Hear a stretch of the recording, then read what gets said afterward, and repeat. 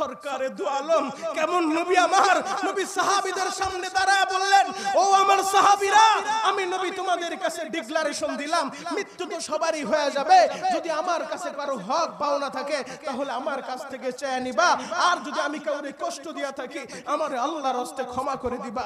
এই কথা যখন বলছেন গো বাজান, ফরিদপুর সদরপুরের যুবক, আল্লাহর নবী এই কথা বলার সঙ্গে সঙ্গে ভরা মজলিসের মধ্য থেকে একজন সাহাবী দাঁড়ায় গেছে। ওই সাহাবী দাঁড়ায় বলেন, নবীজি, যুদ্ধের ময়দানে, আপনি যখন যুদ্ধের ময়দানে ছিলেন, যুদ্ধ করতে করতে হঠাৎ করে আপনার হাতের একটা চাবুকের আঘাত আমার শরীরে লেগে গেছে। ও নবীর নবী, মায়ের নবী, যদিও আপনি ইচ্ছা করে লাগান নাই, তবে আমার শরীরে তো আপনার চাবুকের আঘাত লেগে গেছে। আমি আপনার কাছে বিচার চাই, আমি ওই চাবুকের আঘাতের প্রতিশোধ নিতে চাই। আল্লাহর নবী বললেন, সাহাবী, যদি প্রতিশোধ নিতে চাও গো, তাহলে আসো, তুমি আমার সামনে আসো। আল্লাহু আকবার। তুমি আমার সামনে আসো, নাও হাতের ভিতরে চাবুক নাও, আমি নবীর গায়ের ভিতরে আঘাত করো। হ্যাঁ ফরিদপুরের যুবক, ইসলাম কাকে বলে গো?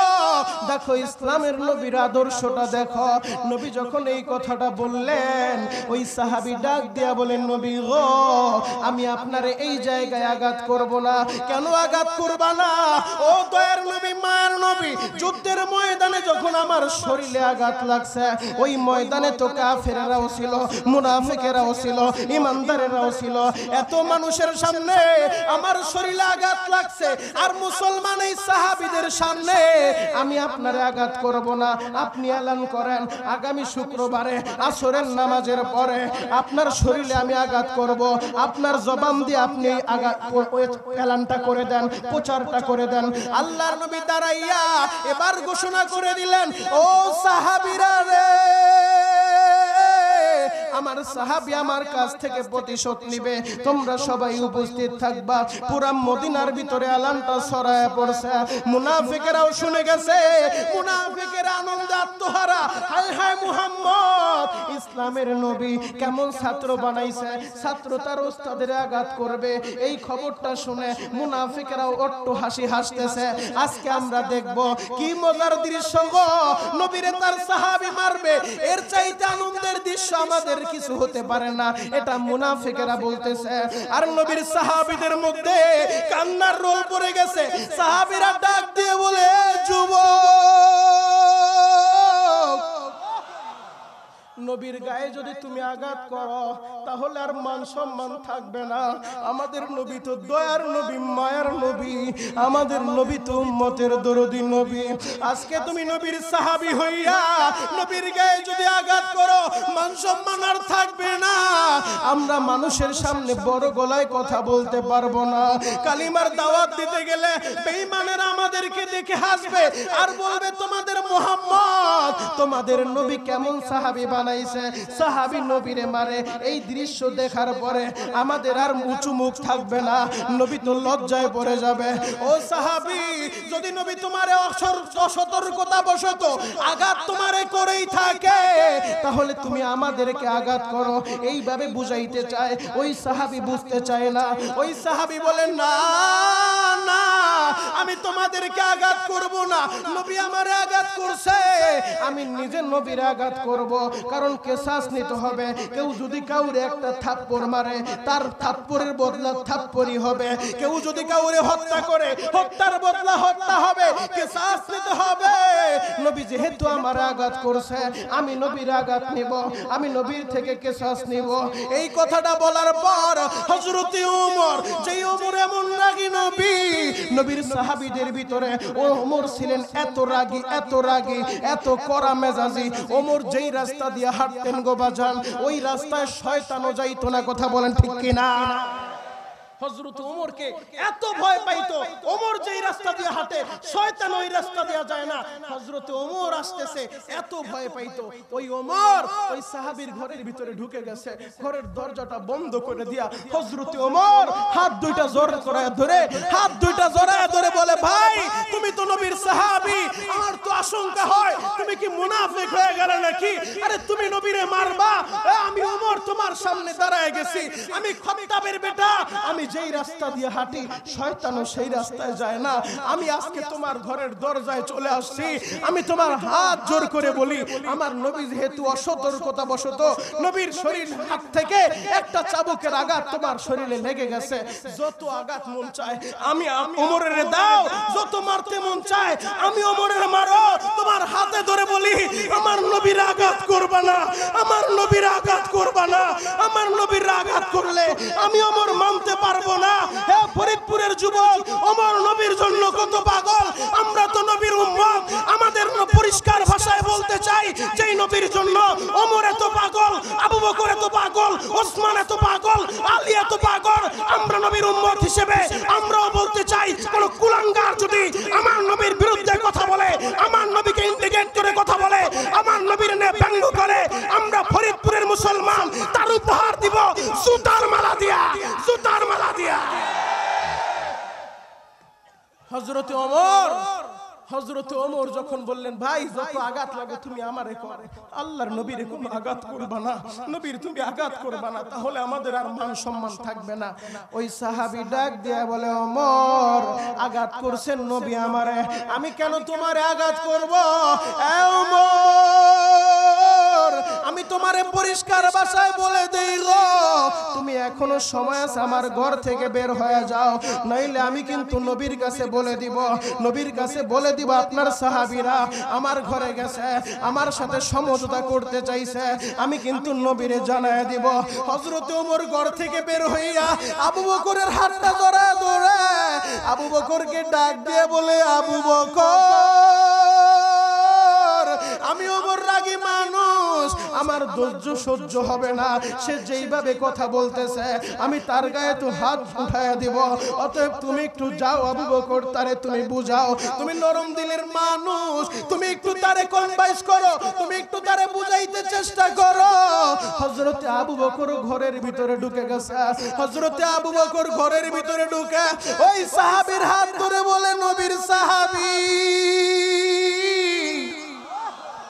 আমি আবু বকর আমার নবীর পক্ষ থেকে তোমার কাছে আসছি, আমার নবী যদি তোমার আঘাত করে থাকে এই আঘাতের বদলা যত খুশি মন চায় আমি আবু বকরে মারবা, কারণ আমি আবু বকর আমার নবীর হিজরতের সাথী, আমি আবু বকর যখন হিজরত করতেছিলাম নবীর সাথে, আমি আবু বকর একবার ডানে যাই, একবার বামে যাই, একবার সামনে যাই, একবার পেছনে যাই, আল্লাহর নবী ডাক দিয়ে বলে আবু বকর একবার ডান দিকে হাঁটো, আবার বাম দিকে যাও, আবার সামনে হাঁটো, আবার পিছনে যাও, কারণ কি, কারণ কি?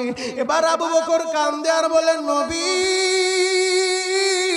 আমি আবু বকর যখন ডাইনে যাই গো আমার মনের ভিতরে সন্দেহ জেগে যায়, না জানি বাম দিক থেকে আপনারে কোনো দুশমনে আঘাত করে, এই জন্য আমি আবু বকর দৌড়ায় বাম দিকে চলে আসি, আমি যখন বাম দিক দিয়ে চলতে থাকি আবার আমার মনের ভিতরে জেগে যায়, না জানি সামনের দিক থেকে আপনারে কেউ তীর মেরে বসে, এই জন্য আপনার সামনে চলে যাই, আবার সামনে যখন হাঁটতে থাকি আবার আমার মনের ভিতরে সন্দেহ জেগে যায়, না জানি পিছন দিক থেকে কেউ আপনারে আক্রমণ করে, এই জন্য দৌড়ে আবার পিছনে চলে আসে।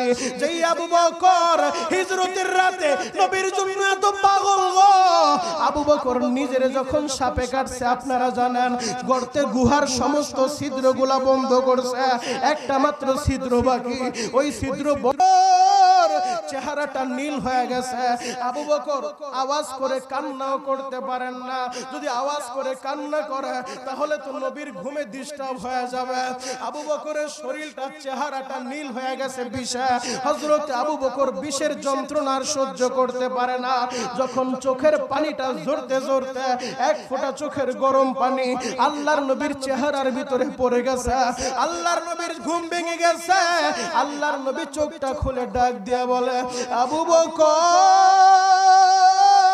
তোমার চেহারা এমন রঙিন দেখায় কেন, এমন নীলা দেখায় কেন, ও আবু বকর কি হইছে, তোমার কি শত্রুরা আক্রমণ করছে? আবু বকর বলেন না গো নবী না, আমার শত্রুরা আক্রমণ করে নাই। আবু বকর ইশারা দিয়ে দেখে দেয় ও প্রাণের নবী, ওই সাপ আমার দংশন করছে, সমস্ত ছিদ্রগুলা বন্ধ করছে, একটা মাত্র ছিদ্র বাকি ছিল, যেই ছিদ্রের ভিতরে আমার পা দিয়া রাখছি, এই সাপ আমার দংশন করছে। আল্লাহর নবী নিজের লালা মোবারক হযরত আবু বকরের ক্ষত স্থানে লাগায় দিল। সাথে সাথে হযরত আবু বকরের শরীর থেকে সমস্ত বিষ ক্রিয়া দূর হয়ে আবু বকর সুস্থ হয়ে গেছে। আমাদের নবীর থুতুর ভিতরেও কত বরকত। হযরত আবু বকর ওই সাহাবীরে বুঝাইতে চায়, ভাই তুমি নবীর আঘাত করবা না, আঘাত যত দরকার আমারে তুমি করবা, নবীরে তুমি আঘাত করবা না। ওই সাহাবী ডাক দিয়া বলে, আবু বকর আপনারা আমি আঘাত করব না, আপনি ঘর থেকে বের হয়ে যান, আসরের পরেই দেখা হবে। হযরত আবু বকরও ব্যর্থ হয়ে ঘর থেকে বের হয়ে গেছে, বুঝাইতে সক্ষম হয় নাই। হযরত আবু বকর হযরত আলীরে পাঠায় দিছে, এ নবীর জামাতা আলী। ওমর তারে বুঝাইতে সক্ষম হয় নাই, আমিও তারে বুঝাইতে সক্ষম হই নাই, যাও তুমি একটু তারে বুঝানোর চেষ্টা করো। হযরত আলী যখন ঘরের ভিতরে ঢুকছে, হযরত আলী বুঝাইতে চায়, এ নবীর সাহাবী আমার নাম আলী, আমারে দয়া করে মায়া করে, নবীজি আমারে খুব ভালোবাসে, খুব পছন্দ করে, নবীর আদরের কন্যা আমার সাথে বিবাহ দিছে। আমার বিবি সম্পর্কে আল্লাহর নবী বলে, আল ফাতিমাতু সাইয়্যিদাতুন নিসা আহলিল জান্নাহ। আমার বিবি ফাতেমা নবীর জবান থেকে বলছে, আমার কন্যা ফাতেমা জান্নাতের নারীদের সভানেত্রী। আমার দুইটা সন্তান আল্লাহ দান করছে, হাসান আর হুসাইন। যেই হাসান হুসাইন সম্পর্কে আল্লাহ নবী বলে, আল হাসান ওয়াল হুসাইন সাইয়্যিদা শাবাবি আহলিল জান্নাহ। আমার হাসান হুসাইন জান্নাতের যুবকদের লিডার, অতএব জান্নাতের যুবকদের লিডার হাসান হুসাইনের বাবা আমি, ফাতেমার স্বামী আমি। নবীর সাহাবী আমার নবী যদি তোমার আঘাত করেই থাকে, নাও তুমি তরবারি নাও, তরবারি নিয়ে আমার আঘাত করো, এরপর নবীর আঘাত করবা না, নবীর আঘাত করবা না, নবীর আঘাত করবা না, নবীর আঘাত করবা না। এইভাবে যখন বুঝাইতে চায়, ওই সাহাবী ডাক দিয়া বলে, আলী রে আমি তোমার আঘাত করব না, আঘাত করছেন নবী আমারে, আমি নবীর আঘাত করব। পুরা মদিনার ভিতরে মুসলমানেরা কান্নার রোল পড়ে গেছে, আর মুনাফিকেরা অট্ট হাসি হাসতেছে। আসরের পরে পুরা মজলিসের ভিতরে নবীর সাহাবী নবীরে মারবে, এই দৃশ্য দেখার জন্য সমস্ত মানুষগুলা যখন উপস্থিত হয়ে গেছে, আসরের নামাজের পরে আল্লাহর নবী দাঁড়ায় গেছে। আল্লাহর নবী বললেন, সাহাবী আসো আমার আঘাত করতে আসো। তুমি না বলছো সমস্ত মানুষের সামনে আমার আঘাত করবা, তোমার প্রতিশোধ তুমি নিবা, আও আসো তুমি আমার সামনে আসো, তোমার প্রতিশোধ তুমি নাও, এরপরও আমারে ক্ষমা করে দাও। দেখো ইসলাম কি শিক্ষা দেয়, ইসলামের নবী কি শিক্ষা দেয়। হে যুবক ভাইরা রে, আল্লাহর নবী যখন এই কথা বললেন, ওই সাহাবী সামনে অগ্রসর হইয়া ওই সাহাবীর হাতে যখন চাবুক দেওয়া হয়, এবার ওই সাহাবী ডাক দিয়ে বললেন, ও দয়ার নবী, আপনি যখন আমার আঘাত করছিলেন, আমার শরীরের ভিতরে জামা ছিল না, আমার গায়ের ভিতরে গেঞ্জি ছিল না, নবী গো দয়া করে মায়া করে আপনার চাদরটা আপনি সরান, আপনার জামাটা আপনি সরান। আল্লাহ নবী বললেন, সাহাবী রে তুমি আমারে আঘাত করবা, আমার চাদরটাও সরাইতে বলো, নাও চাদরটা সরাই দিলাম। ওই সাহাবী বলেন, নবী গো আপনারে যখন আপনি আমার আঘাত করছিলেন, আমার শরীরে যখন চাবুকের আঘাত লাগছিল, তখন আমার গেঞ্জিটাও ছিল না, আপনার উদাম হইতে হবে, আপনারও গেঞ্জিটা খুলতে হবে। আল্লাহু আকবার বলেন। আল্লাহর নবী বললেন, সাহাবী রে একটাবার কি একটু চিন্তা করা যায় না? কারণ আমার নবীর শরীরটা আল্লাহ সমস্ত মানুষের দেখতে দেয় নাই, আমার সতরটা আমার আল্লাহ ছোট্টবেলা থেকে এমন ভাবে আমার আল্লাহ আমারে বড় করছে। আপনারা জানেন মক্কা নগরীতে যখন খানায়ে কাবা বাইতুল্লাহ নির্মাণ হচ্ছিল, ইন দি মিন টাইমে মক্কার কাফিররা, মক্কার বালকেরা সবাই পাথর এনে খানায়ে কাবা বাইতুল্লাহ নির্মাণ করতেছে। আল্লাহর নবীও পাথর আনতেছেন ছোট্ট ছোট্ট বালকদের সাথে। ইন দি মিন টাইমে নবীর চাচা আবু জাহেল ডাক দিয়ে বলে, ভাতিজা মুহাম্মদ, সমস্ত ছেলেরা পরনের কাপড় খুলিয়া এরপরে মাথার ভিতরে দিছে, তারপরে পাথর উঠাইছে যেন মাথায় আঘাত না লাগে। এ মুহাম্মদ, তুমিও তোমার পরনের লুঙ্গিটা খুলিয়া তোমার মাথার ভিতরে দিয়া নাও, তাহলে তোমার কষ্ট হবে না। আল্লাহ নবী বললেন, চাচা এই কাজটা আমার দ্বারা হবে না, এটা আমি পারবো না, এটা আমি পারবো না। আবু জাহেল ডাক দিয়ে বলে, ভাতিজা কেন তুমি পারবা না? আসো তুমি আমার সামনে আসো। আবু জাহেল যখন নবীর সতর ধরিয়া লুঙ্গিটা ধরিয়া টান মারছে, আল্লাহর নবী বেহুশ হয়ে জমিনে পড়ে গেছে। আল্লাহর নবী বেহুশ হয়ে গেছে, কারণ নবীর সতর দুনিয়ার মানুষের আল্লাহ দেখাবেন না। এ যুবক ভাইরা রে, আল্লাহর নবী এবার ডাক দিয়ে বললেন, সাহাবী তুমি আমার আঘাত করবা ভালো কথা, একটাবার চিন্তা করে দেখো আমার শরীর থেকে আমার গেঞ্জিটাও কি সরানো লাগবে কিনা। ওই সাহাবী বলেন, নবী গো, যেহেতু আমি কিসাস নেব, অতএব আমার যে অবস্থা ছিল আপনারও সেই অবস্থা করা লাগবে। আপনার চাদর সরান, আপনার জামাটাও সরান। ফরিদপুরের যুবক, এখন কাঁদতে বলছি যুবক কাঁদবা। দেখো কেমন নবী আল্লাহ আমাদেরকে দিছে, কেমন নবীর উম্মত আল্লাহ আমাদেরকে বানাইছে। এই নবীর আদর্শটা দেখো। আল্লাহর নবী নিজের হাত মুবারক দিয়া যখন চাদরটা সরাইলেন, জামাটা সরাইলেন, যখন আল্লাহর নবী গেঞ্জিটাও সরাচ্ছেন, ইন দি মিন টাইম ওই সাহাবী গেঞ্জিটা উঠানোর সাথে সাথে ওই সাহাবী নবীজিরে জড়ায় ধরছে। আল্লাহু আকবার বলেন। আল্লাহর নবী ডাক দিয়ে বললেন, সাহাবী কি ব্যাপার, জড়ায় কেন ধরলা? ওই সাহাবী জড়ায় ধরে চোখের পানিটা ছেড়ে দিছে। নবী গো, আপনি কি করে ভাবলেন গো নবী আমি আপনার শরীরে আঘাত করব? আমার মা বাবা আপনার জন্য কোরবান হোক। ও নবী, জানেননি আমি কেন এই সুযোগটা খুঁজতেছিলাম? দীর্ঘদিন যাবত আমি এই সুযোগটা খুঁজতেছিলাম, কারণ আমাদের নবীর দুই ঘাড়ের মাঝখানে মোহরে নবুয়তের একটা চিহ্ন ছিল, কবুতরের ডিমের মতো মোহরে নবুয়তের চিহ্ন। ওই সাহাবী বলেন, নবী গো, যেই মোহরে নবুয়তের চিহ্নের ভিতরে আমি একটা চুমা দেওয়ার জন্য এই চান্সটাই আমি খুঁজতেছিলাম, এই চান্সটাই আমি খুঁজতেছিলাম। ও দয়ার নবী, এই মোহরে নবুয়তে যদি আমি আমার ঠোঁটটা লাগাইতে পারি, জাহান্নামের আগুন আমার ঠোঁটের ভিতরে লাগবে না, জাহান্নামের আগুন আমার স্পর্শ করবে না, কারণ মোহরে নবুয়তে আমি একটা চুমা দেওয়ার জন্য দীর্ঘদিন যাবত এই প্ল্যানটা আমি করতেছিলাম। ও দয়ার নবী,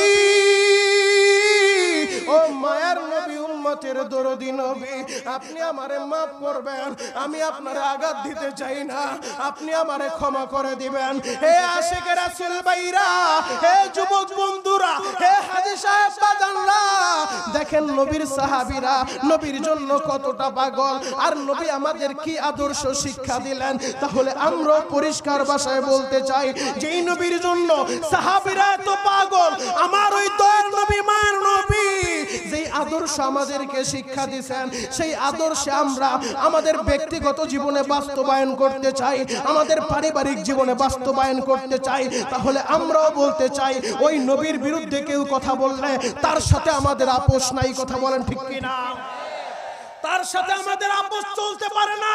নবীর বিরুদ্ধে কথা বললে তার সাথে আমরা নাই, নবীর কলিজা আঘাত দিলে তার সাথে আমরা নাই। হ্যাঁ, নবীর বিরুদ্ধে কেউ কথা বললে, সে রিকশা চালক হোক, ভ্যান চালক হোক, সে যেই কাজই করুক না কেন, নবীর আশিক হিসেবে দীপ্ত কণ্ঠ আওয়াজ দিবা। নবীর বিরুদ্ধে কেউ কথা বললে, ওই নাস্তিককে হাতের নাগালে পাইলে জুতার মালা উপহার দিতে কারা কারা প্রস্তুত আছো? কারা কারা প্রস্তুত আছো?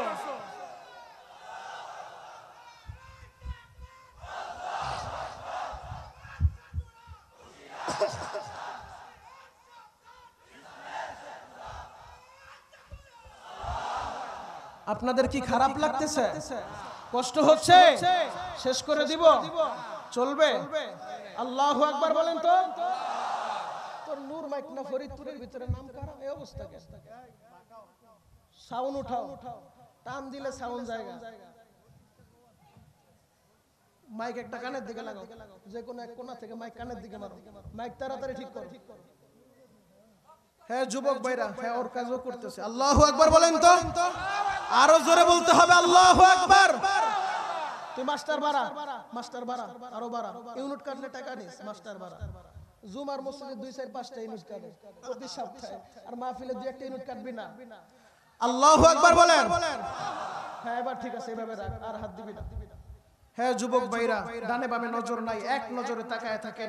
ইসলাম আমাদেরকে কি আদর্শ শিক্ষা দেয়, আর আজকে আমরা কোন দিকে চলে ইসলামকে অপমান করতে চাই, ইসলামকে প্রশ্নবিদ্ধ করতে চাই। পায়ে হাত রেখে বলি, এমন কোন কাজ করা যাবে না যেই কাজের দ্বারা ইসলাম প্রশ্নবিদ্ধ হয়ে যায়। বহির্বিশ্বে বিধর্মীদের কাছে, অন্য ধর্মের ভাইদের কাছে ইসলাম খারাপ ধর্ম মনে হয়, এমন কোন কাজ আমাদের করা যাবে না। কথা বলেন ঠিক কি না? ইসলামের আদর্শ আমাদের ব্যক্তি জীবনে বাস্তবায়ন করতে হবে। নবীর আদর্শ আমাদের ব্যক্তি জীবনে বাস্তবায়ন করতে হবে। নবীর আদর্শ যদি আমরা বাস্তবায়ন করতে পারি, তাহলে ওই সমাজটা, যেই সমাজের ভিতরে নবীর আদর্শ বাস্তবায়ন হয়ে যাবে, ওই সমাজটা স্বর্ণের সমাজ হয়ে যাবে। কথা বলেন ঠিক কি না? একটা আদর্শ সমাজ হয়ে যাবে। নবীকে ভালোবাসতে হবে। কত ভালোবাসতে হবে? নিজের জীবনের চাইতেও নবীজিকে বেশি ভালোবাসতে হবে। দিলের ভিতরে আল্লাহর ভয় সবচেয়ে বেশি। আজকে মাহফিল, আমি আপনাদের কাছে এই মাহফিলে আজকে একটা আয়াতে কারিমার তেলাওয়াত করব। এই আয়াতে কারিমাকে সামনে নিয়ে আলোচনা করব। হে মুসলমান ইমানদার, আল্লাহ রাব্বুল আলামিন নিজে বলেন, ইয়া আইয়ুহাল্লাযীনা আমানুত্তাকুল্লাহ হাক্কা তুকাতি। আল্লাহ নিজে বলে, হে আমার ইমানদারেরা, তোমরা আমি আল্লাহকে ভয় করো, ভয় করার মতো ভয় করো। আল্লাহু আকবার। কাজ হবে 2টা। কয়টা? সবাই বলেন। 2টা কাজ। এক নাম্বার হলো ইয়া আইয়ুহাল্লাযীনা আমানুত্তাকুল্লাহ। জায়গা হচ্ছে না, জায়গা যারা পান নাই দয়া করে আপনারা মাঝখানে একটু চলে আসেন। আর আমি আপনাদের কাছে একটা অনুরোধ রাখতে চাই। আমি যদি অনুরোধ রাখি মুসাফির হিসেবে, আমার কথাটা আপনারা রাখবেন তো ইনশাআল্লাহ? রাখবেন তো বাজান? রাখবেন ইনশাআল্লাহ? তাহলে আমি বলার সাথে সাথে যাদের সামনে 1 ইঞ্চি জায়গা আছে, দয়া করে 1 ইঞ্চি জায়গাও খালি থাকবে না। জিগিরের তালে তালে লা ইলাহা। আসেন বাজান, দয়া করে আসেন। যারা দাঁড়ায় আছেন আপনারা নিচের মাঠে ঢুকে পড়েন, নিচের মাঠে ঢুকে পড়েন। লা ইলাহা।